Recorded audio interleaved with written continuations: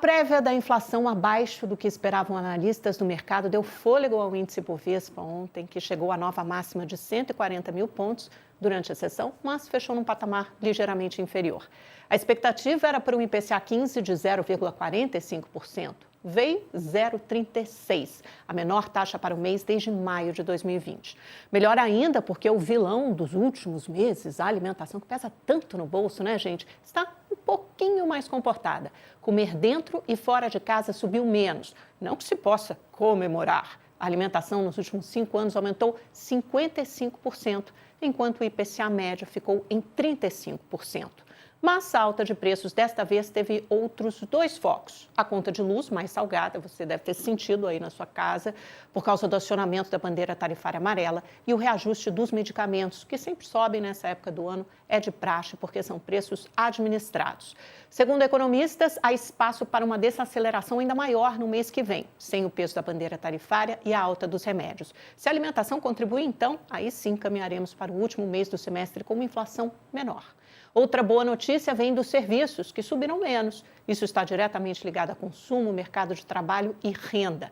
É nesse setor e também nos bens duráveis que a política monetária restritiva deve começar a fazer efeito. A alta dos juros tipicamente tem uma defasagem de 9 meses, mais ou menos. Por isso, é provável que na segunda metade do ano possamos ver com maior clareza o efeito da Selic no maior patamar em 20 anos. Por enquanto, o mercado não mudou sua projeção de inflação próxima a 5,5% em 2025, um ponto percentual acima do teto da meta, que é de 4,5%, e representa uma desancoragem grande de expectativas.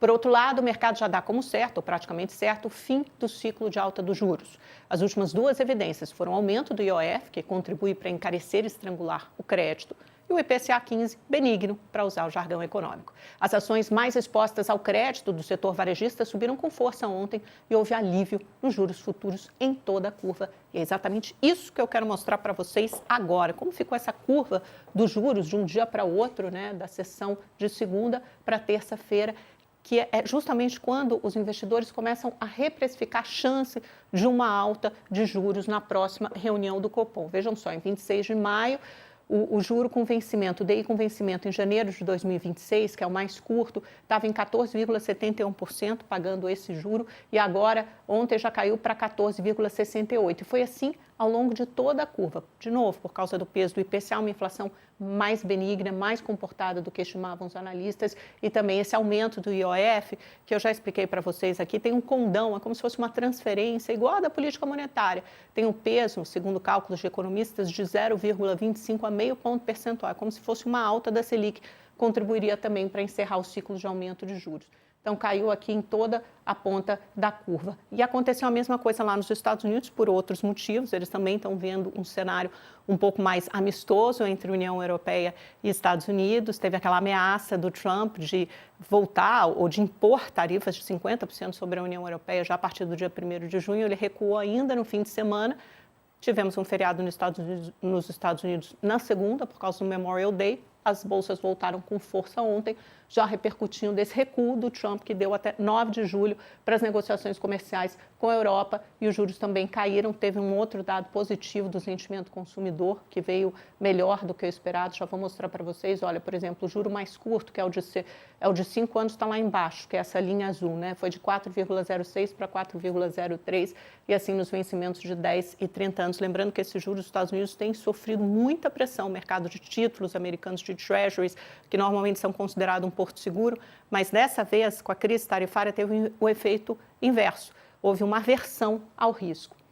E agora eu quero mostrar os fundamentos da economia por trás desse resultado, desse efeito na curva de juros de alívio. O que aconteceu ontem? Aqui no Brasil, começando por aqui, IPCA 15, que é a prévia da inflação, ele é medido do dia 15 de um mês ao 15 do mês seguinte, 15 de abril a 15 de maio, veio 0,36, 0,43 em abril. Olha como cai, olha como em fevereiro ele teve um pico de 1,23, que foi um efeito sazonal, atípico, e depois ele vai caindo ligeiramente até, quer dizer, caiu bastante, né, de fevereiro para março, mas depois vem em 0,36. Ao longo de 12 meses temos uma inflação de 5,40% acumulada, teto da meta é de 4,5%, o centro é de 3%, portanto ainda temos uma inflação muito alta, mas no mês passado Em abril, o índice acumulado era de 5,49. A gente comemora cada detalhezinho de melhora, né, de diminuição da inflação. Vamos para a próxima tela para saber o que pesou mais. Olha a diferença, alimentação e bebidas, em abril, gente, teve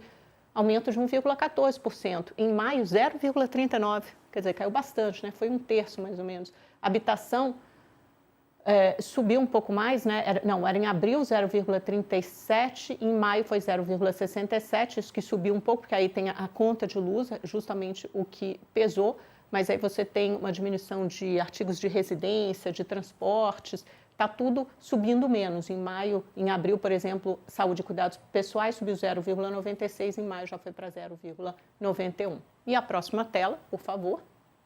O índice de confiança do consumidor dos Estados Unidos, do Conference Board, isso animou os investidores ontem, possibilitou uma alta. O S&P 500, por exemplo, foi a maior alta diária desde o recuo do Trump em relação à China, né? Quando eles resolveram botar panos quentes naquela situação e ganhar um tempo de negociação, houve uma alta expressiva do S&P 500 e ontem ele repetiu esse movimento. Por quê? Porque o Conference Board saiu 98 pontos. Isso mede a confiança do consumidor na economia. Quando a expectativa era 87, veio 11 pontos acima. E a expectativa de inflação veio abaixo do esperado, ficou em 6,5% em maio, retrocedeu um pouco em relação a abril, quando a expectativa de inflação era de 7%. Ufa! Vamos para as negociações, para as operações da Bolsa? Estava todo mundo confiante ontem, será que eles continuam hoje? Menos. Na Ásia, você tem um movimento aqui um pouco mais negativo, pesando em Hong Kong, que caiu 0,53%, na China em 0,02%, porque continuam preocupados com os efeitos, principalmente da guerra comercial na China, embora tenha havido um recuo de ambos os países, ainda assim você tem uma taxa altíssima sobre a China de 30%, que é a remanescente, foi a que ficou. Tóquio, próxima estabilidade, alta de 0,03%. Próximo, vamos para a Europa, está aberta agora, as bolsas estão abertas e caem um pouco. Paris teve um crescimento de 0,1% no primeiro tri, saiu a segunda revisão, a segunda leitura agora há pouco, e um desemprego acima do esperado na Alemanha. Está pesando aqui, olha, está caindo 0,43% a Bolsa de Frankfurt, Paris cai 0,13%, Londres, próxima estabilidade, Madrid cai 0,64%. E aí eu quero mostrar para vocês o ânimo das bolsas, como fecharam as bolsas americanas ontem. Olha o S&P 500, que eu disse que subiu muito, 2,05%, Dow Jones 1,78% de alta, Nasdaq subiu 2,47%. Esse movimento foi acompanhado no Brasil. É lógico que o Brasil reflete esse sentimento positivo, de alívio, com o IPCA, que veio melhor que o esperado, mas tem uma correlação grande com as bolsas americanas. Por isso aqui o índice Bovespa também acompanhou, fechou numa forte alta de 1%, 1,02%, 139 mil pontos, chegou a bater os 140 durante as negociações e o dólar caiu 0,53.